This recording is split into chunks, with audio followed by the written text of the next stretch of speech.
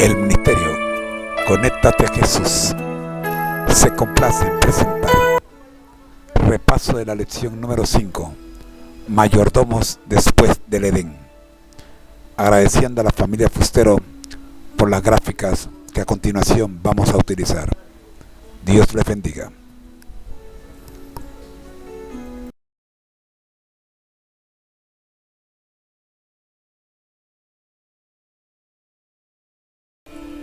Cuando hablamos de los mayordomos y hablamos del mayordomo, el mayordomo después del Edén, tenemos que ver forzosamente esta gráfica que nos presentan los autores de la familia Fustero, en el que se describe con claridad la familia de Adán y Eva fuera de el jardín del Edén, y un ángel con una espada protegiendo la entrada. Allí lo podemos ver con claridad. Esta es nuestra lámina con la cual damos inicio al estudio de mayordomos después del Edén. La misma gráfica nos deja ver la tristeza de no poder volver al Edén, y hoy vamos a explicar por qué no podían volver al Edén. ¿Qué les impedía volver al Edén? Un mayordomo es un administrador de los bienes de otra persona. ¿Qué implica esto? Como administrador de los bienes de otra persona, el mayordomo debe tener claro, en primer lugar, que lo que tiene en su mano no es suyo. Adán y Eva fueron colocados en Edén como mayordomos de Dios para cuidar y disfrutar de un mundo perfecto. Lo triste de Adán y Eva es que no supieron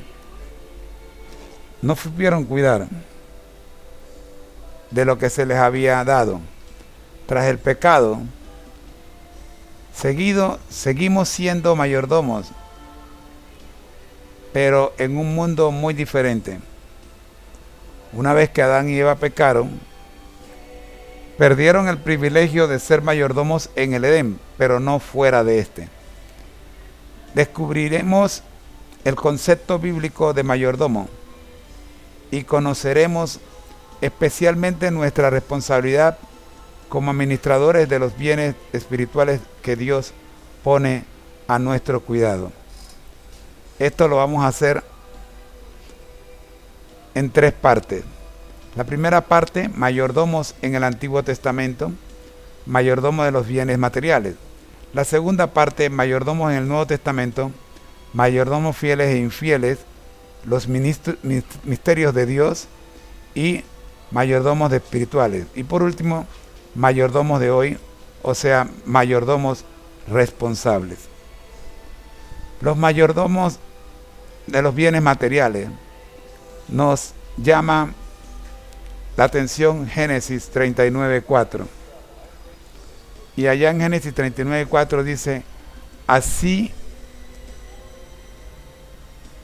halló José gracia en sus ojos y le servía, y él le hizo mayordomo de su casa y entregó a su poder todo lo que tenía.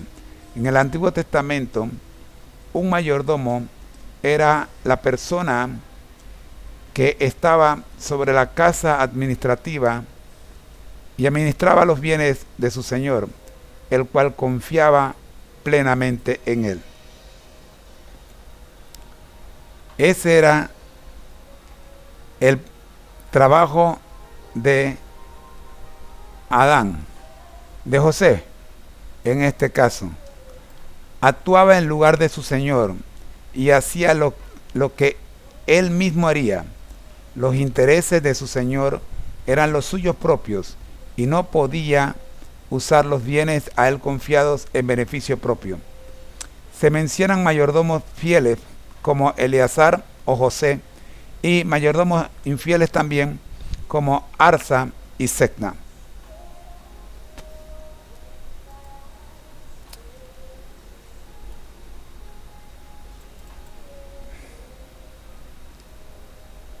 Secna usó su mayordomía para promover sus intereses particulares, labrándose un lujoso sepulcro en el Monte de los Olivos. Por esta razón fue despedido de su cargo. Es interesante que recordemos que para los antiguos tener un sepulcro lujoso era muy importante. Mayordomos fieles e infieles. Lucas 12:43. Dichoso el siervo cuyo señor al regresar lo encuentra cumpliendo con su deber. Y Lucas 16:2 dice, entonces le llamó y le dijo, ¿qué es esto? Le llamó y le dijo, ¿qué es esto? Da cuenta de tu mayordomía, porque ya no podrás más ser mayordomo. El Nuevo Testamento se enfoca en la idea de la responsabilidad del mayordomo. Todo mayordomo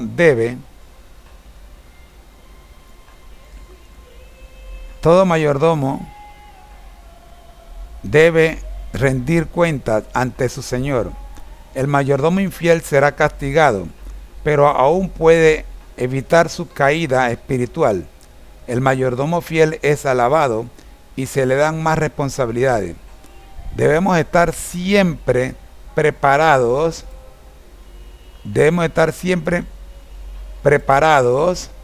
Para utilizar correctamente nuestros dones mientras esperamos el regreso de nuestro Jesús. Para reforzarnos, usted puede leer Lucas 12, 45, 47, 16, 8, 19, 17 y 37 al 12, 37 al 38. Mayordomos fieles e infieles. Aquí tenemos pues las responsabilidades de ambos.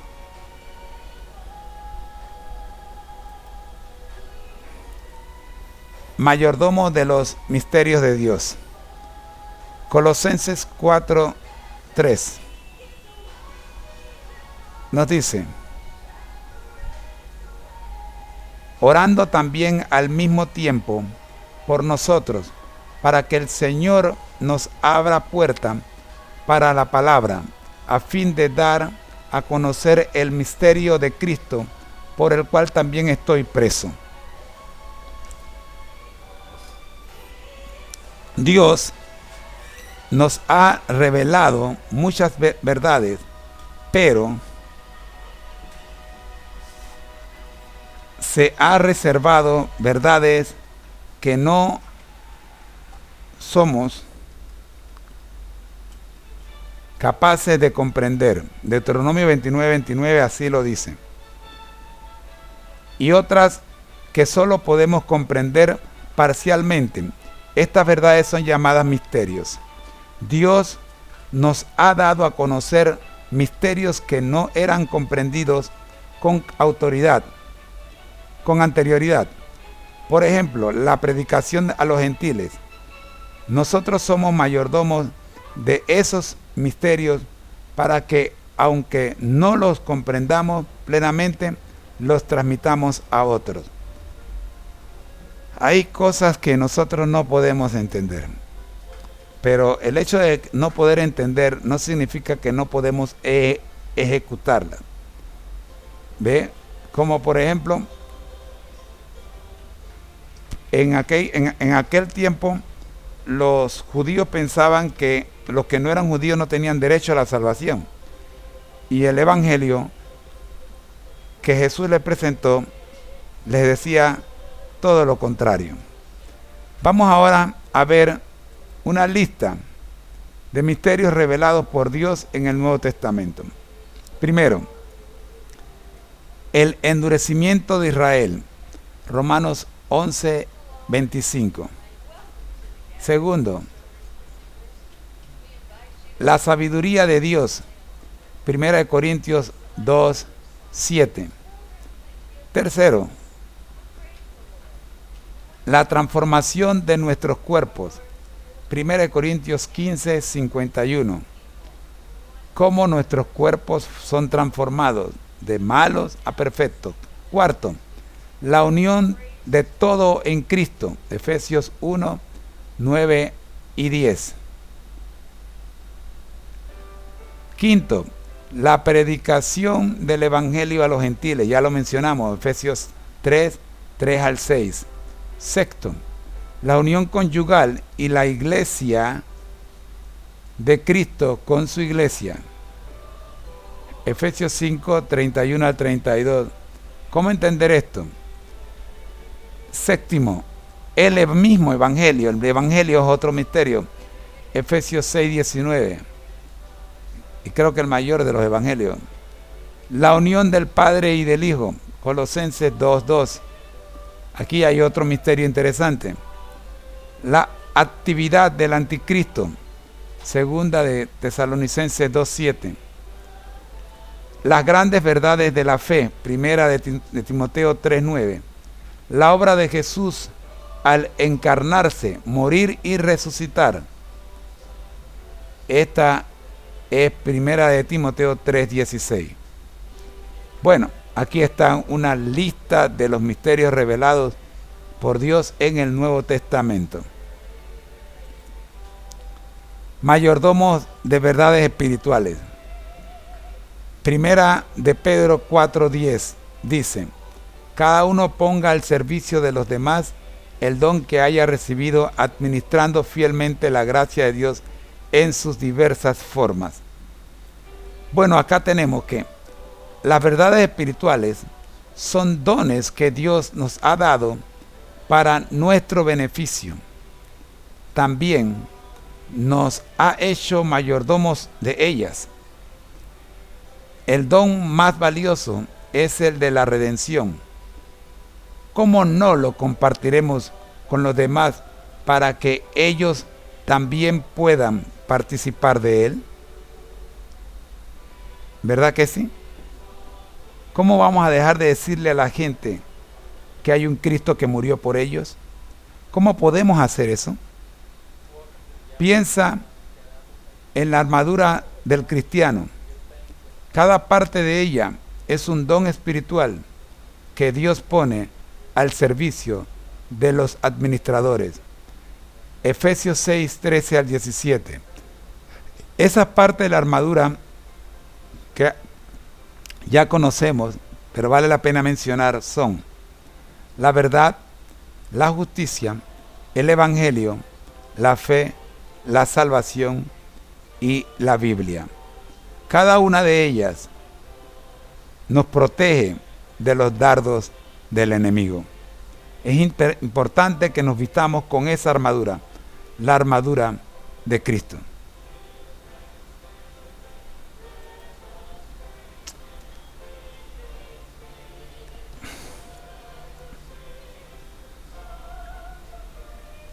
Gracias, Blanca Nieves, gracias por su saludo. Pasamos ahora a mayordomos responsables. Segunda de Corintios 5:10. Porque es necesario que todos nosotros compadezcamos ante el tribunal de Cristo, para que cada uno reciba según lo que haya hecho mientras estaba en el cuerpo, sea bueno o sea malo. Grande es la responsabilidad del mayordomo. En sus manos se ponen recursos que debe administrar para sacar el mayor beneficio para su Señor. Por lo tanto, somos responsables ante Dios de todo lo que Él nos ha dado, ya sean dones físicos o espirituales. Aunque tenemos plena libertad para usar nuestros recursos para beneficio propio o para beneficio de Dios, debemos ser conscientes de que un día rendiremos cuenta. Eclesiastés 11:9. Un día tendremos que rendir cuenta. Voy a leer esto otra vez. Aunque tenemos plena libertad de usar nuestros recursos para beneficio propio o para beneficio de Dios, debemos ser conscientes de que un día rendiremos cuentas. Somos llamados a ser fieles mayordomos de todos los bienes de nuestro Maestro, no solo de algunos de nuestros bienes, de los bienes de nuestro Maestro, sino de todos los bienes de nuestro Maestro. Es tiempo, pues, de llegar a la última gráfica, y es la lectura de nuestra hermana Elena G. de White, quien nos dice en Lugares Celestiales 22 de octubre: en el momento en que el hombre pierde de vista el hecho de que sus capacidades y posesiones son del Señor, en ese momento está defraudando las posesiones del Señor. Está actuando como un administrador infiel, haciendo que el Señor transfiera sus dones a manos más fieles.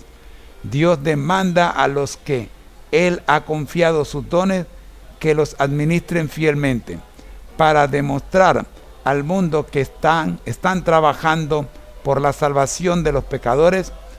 Demanda a los que profesan estar bajo su dirección que no desvirtúen su carácter.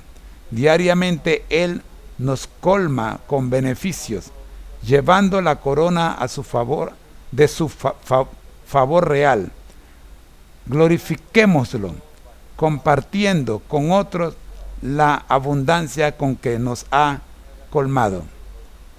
Dios nos presenta aquí, llamo la atención a la parte que dice,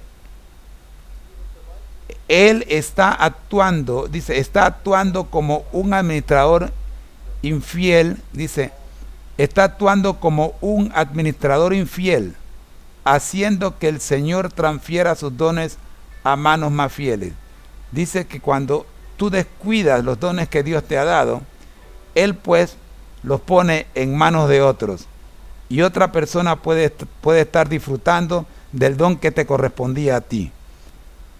Muchas gracias por su participación en este breve resumen de la lección número 5. Fue muy grato haber estado con ustedes.